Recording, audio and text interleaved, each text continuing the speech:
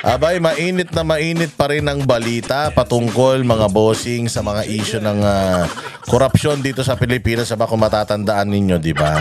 Nag-react nga tayo patungkol dyan sa nangyaring hearing sa Senado. Oo, kung dyan sa nangyaring hearing sa Senado, medyo nakulangan tayo dahil bitin sa oras. Dito naman sa hearing ng Kongreso ay walang kakwenta-kwenta.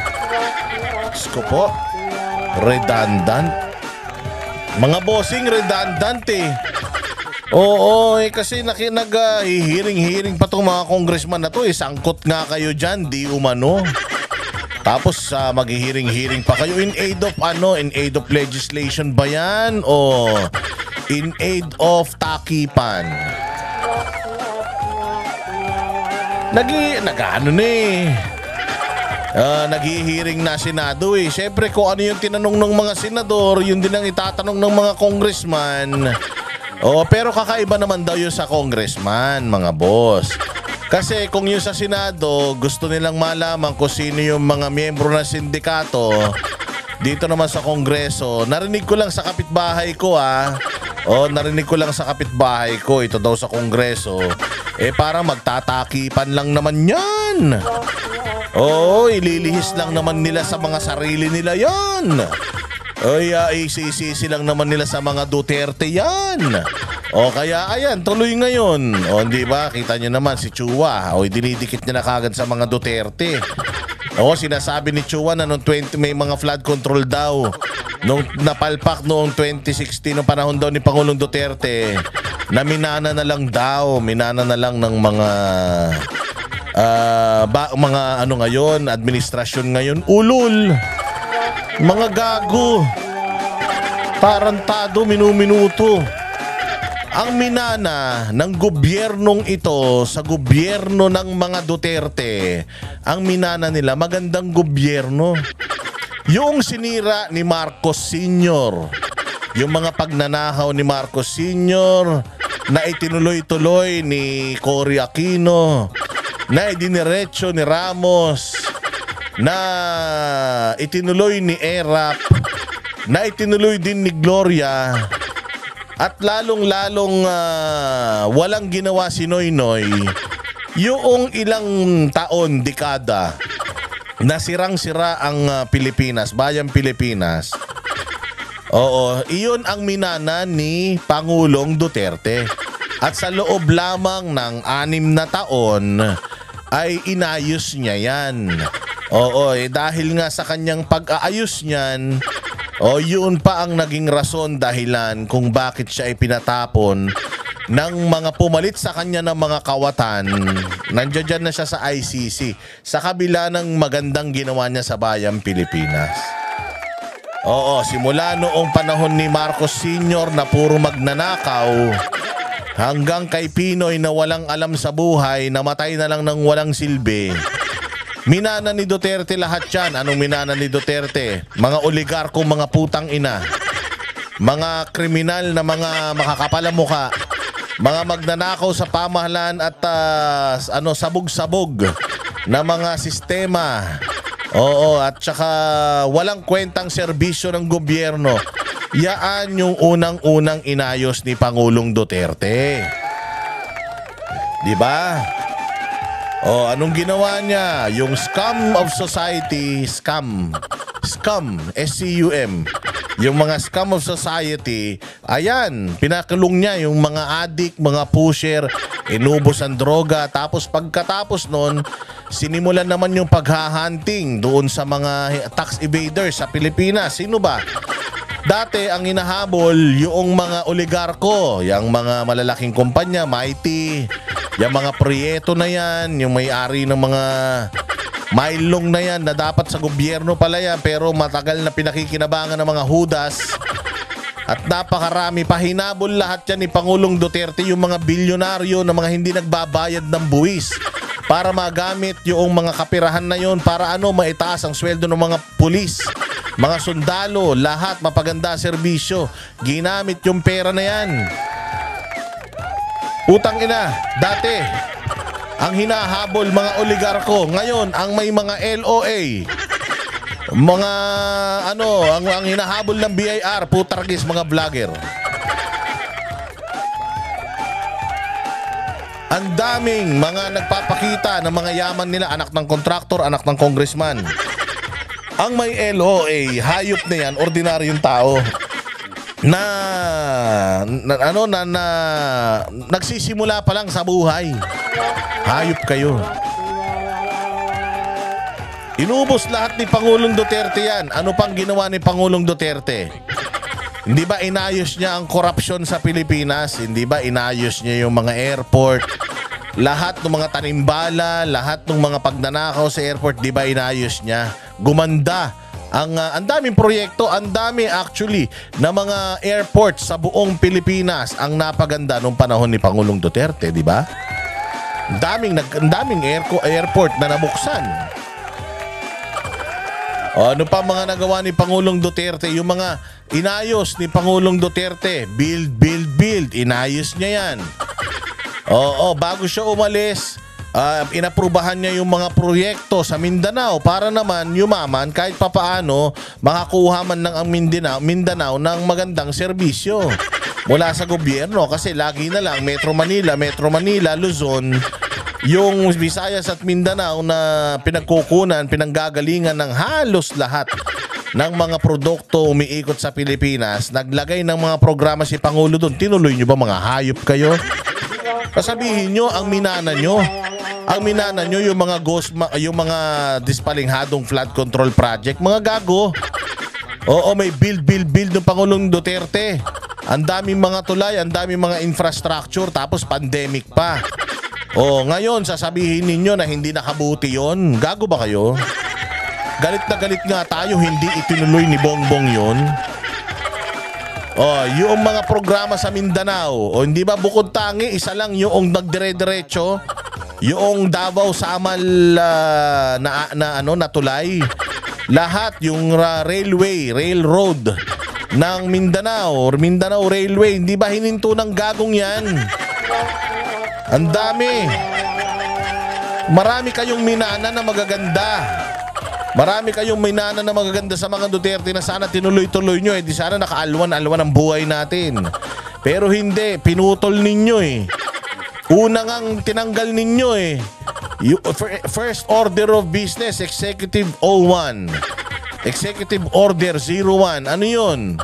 Unang-unang ipinatupad, putya yan, yung binuo ni Pangulong Duterte na komisyon para mag-imbestiga sa mga kuratong sa gobyerno, binuwag nung gago. Tangina nyo, tapos sasabihin ninyo, minana nyo, yung mga dispalinghadong flood control, mga gago. Bumabagyo, umuulan din nung panahon ni Pangulo.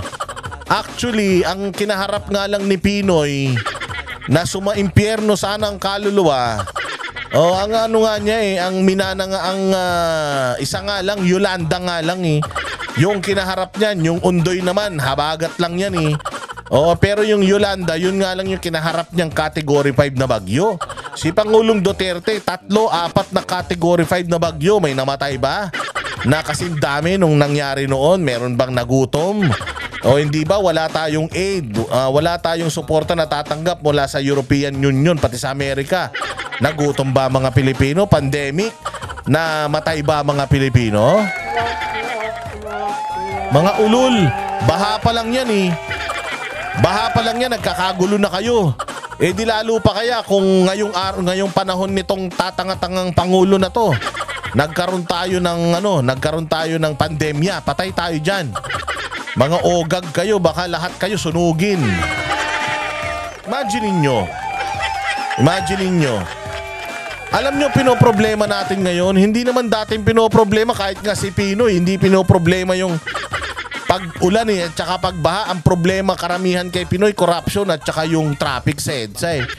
Pero pagdating sa baha, hindi tayo masyado namomroblema nun. Sabi ko nga sa inyo, kung pinaglihi sa bulbol, itong si Pinoy, itong si Bongbong, pinaglihi sa usok. Wala talagang alam. Walang magandang nangyayari sa panahon nung tokmol na yan. O hindi ba nung panahon ni Pinoy na problema tayo sobra-sobra sa baha? May Undoy, Pero sobra-sobra talaga yung undoy na yun. Pero ngayon, umulan lang ng 30 minutes, umulan lang ng 1 oras, nalulunod ang Quezon City. Metro Manila, nalulunod. Saan ka naman makakita? O simpleng ulan lang, ang daming property na sisira. Pumunta ka lang, nag-iwan ka ng sasakyan sa parkingan. Pumasok ka ng mall, umulan. 30 minutes lang, pagbalik mo dun sa garahe, hindi na gumagana yung sasakyan mo. Papaano? Putang ina, under ano na? Submarine na siya. Diba? Ang gago talaga kayo eh. Kung di ba naman kayo mga ulul eh, sasabihin, i-incorporate nyo yung mga ghost projects ngayon. Nung panahon ni Pangulong Duterte, maghanap kayo ng ghost project nung panahon ni Pangulong Duterte. Oo, kasi kung sabihin man natin, etong Diskaya na to, nung panahon ni Pangulong Duterte, contractor na siya. Hindi ba nga, tinatanong ko sa inyo, may ghost project ba yung Diskaya? Di ba? Kung may ghost project yung Diskaya, di sana ipinresinta na sa Senado kahapon. Ay walang maipresenta, di ibig sabihin walang ghost project yung Diskaya. So, kung halimbawa naging ano na siya, naging contractor na siya noong 2016. Tapos marami silang mga proyekto na na-award sa kanila. Baka magaling sila magtrabaho, di natin alam. Ba't mag-a-award ka ng maraming proyekto dyan? O, na-awardan ng proyekto. O tapos, okay naman yung ano nila, tuloy-tuloy yung kanilang proyekto, tuloy-tuloy yung kanilang trabaho. Makaipon talaga yan, makakakuha talaga ng maraming kagamitan yan. O, again, ang problema, mayaman sila, ang problema, magarbo sila. O, so ano yun? Naiinggit ka, magsumikap ka. Hindi natin pwede sabihin magnanakaw yan kung wala naman kayong pruweba na magnanakaw talaga yan. Pwede natin sabihin makapal ang mukha ng mga yan sa nagpapakita ng yaman sa kabila ng nagugutom ng mga Pilipino. Pero kasalanan ba nila yung mga nagugutom na Pilipino? Hindi ba kung sakaling marami silang mga sasakyan, ano naman? Problema na nila yan. Sa dami niyan, ang mahal ng maintenance niyan. Sa dami niyan, sakit ng ulo yan. Ang dami mong irerehistrong sasakyan. May mga hindi rin magandang dulot yan. Masakit sa ulo yan. Awantakin mo, ako nga eh. Ilan lang yung sasakyan ko? 10. Wow. Sana all 10. Ilan lang yung sasakyan ko? O taon-taon, kung mag-expire ang plaka niyan, ang rehistro. O taon-taon, dami kong ginagastusan na sasakyan para lang irehistro. O yan pa kaya, 100 mahigit. Sakit ng ulo yan. Masyado kayong mga inggitero. Hindi kasi para sa akin na patas lang. Patas lang tayo. Presumption of innocence. Kasi we want the same to be applied kay Pastor Kibuloy, di ba? May kaso siya. Oh, marami diyan nagpe-persecute sa kanya. O, di ba? Marami diyan inggit na inggit dahil marami silang mga ari-arian, finreeze pa nga yung mga assets nila. Pero ano ba yung mga kaso nila? Ka-freeze ba ng assets? Hindi naman. Saan ka makakita ng rape? Saan ka makakita ng kasong may piyansa? Tapos i-freeze mo yung assets ng pribado, lalong pribadong tao, lalong-lalo na simbahan. Diba? So kung papaano tayo kay Pastor Kibuloy, kung papaano tayo kay Pangulong Duterte, kay Tebes, na alam naman natin na pinupolitika at alam naman natin na talagang pinipersonal, oy dapat ganun din tayo sa iba. O katulad yung wawaw, yun talaga, halatang halata mo. Galaw pa lang, itsura pa lang, alam mo na nakawatan. Dapat yun talaga napaparusahan. Pero hindi mapaparusahan yan kundi sasampahan ng kaso. O itong Diskaya na to, o may kaso na ba? O bakit nating pinagbibintangan na magnanakaw to? Hindi pa nga nakakasuhan ng pagnanakaw to, hindi pa nga nasasampahan. Sampahan nyo na ng kaso para pag nanalo, parang sinabi ng huwes na magnanakaw talaga to, di araw-arawin natin tawagin magnanakaw tong mga hayop na ito. Pero presumption of innocence. Oo, innocent until proven otherwise or until proven guilty. O hindi ba gusto natin wag ipe-persecute si pastor. Gusto natin wag i-persecute si Pangulo, wag i-persecute si Inday Sara, wag i-persecute si Pulong. Pero ganun na lang tayo mag-persecute ng isang pribadong pamilya dahil lang binabanatan noong mga senador. Oo, wala namang kaso na pina-file sa kanila. Yung mga, let's say for example, bumili sila ng sasakyan. Bumili sila ng sasakyan sa isang dealer. Tapos sabi nung dealer na yon, ayos na yung duties and taxes niyan. Siyempre, binili mo sa dealer. Di mo naman pinaship mula sa ibang bansa eh. Binili mo mismo sa dealer eh. So ikaw, kung bibili ka ng sasakyan sa dealer, lahat yun, duties and taxes, sagot na yun nung dealer. Di ba? May pera sila pambili, magagawa natin. Mapapasana all ka na lang talaga. Sana all. May ganyang kalaking pera. O ganun. Pero ako, sa totoo lang, visit ako sa mga diskaya na to dahil masyado nilang ipanamumukha sa atin lahat na sila bilyonaryo, tayo mahirap. Oo, pero minsan nakaka-inspire din. Kasi mangangarap ka na, nako, dahil sa sipag at tiyaga. Hindi ko alam kung saan nanggaling yun. Baka ninakaw nila yan, hindi natin alam. Pero I will assume na pera nila yan. I will assume na yung pinambili nila dyan galing sa kabutihan.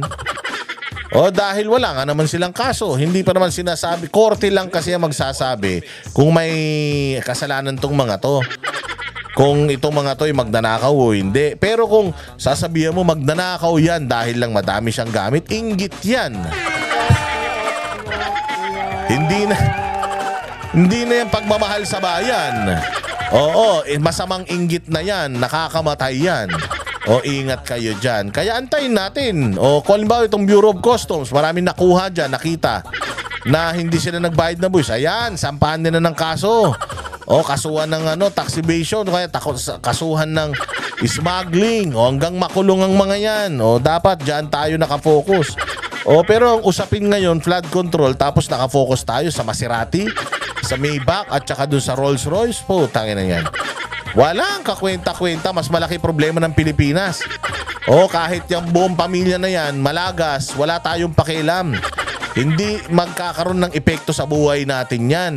Kung talagang sa tingin nila magnanakaw yan, dapat nakahanap na sila ng ghost project na maididikit nila sa kumpanya na yan. Kami ang boses ng masa, hindi natatakot. Katotohanan lang, di kami nalulunod. Walang bahid ng sismis, lahat ay totoo. Kahit sino ka pa, pag mali ka babanatan ka. Walang pinipili kulay, wala kaming kinikilingan. Basta para sa bayan, kami lalaban. Pagdama palakpakan, pag mali matatakot. Para sa bayan, tuloy ang sigaw. Sa harap ng kamera, walang halong takot. Mga baluktot, lahat kayo'y tutumba. Ang hustisya at totoo, yun lang ang mahalaga. Kahit sinong harang, di kami matitinag. Walang Pilipinas.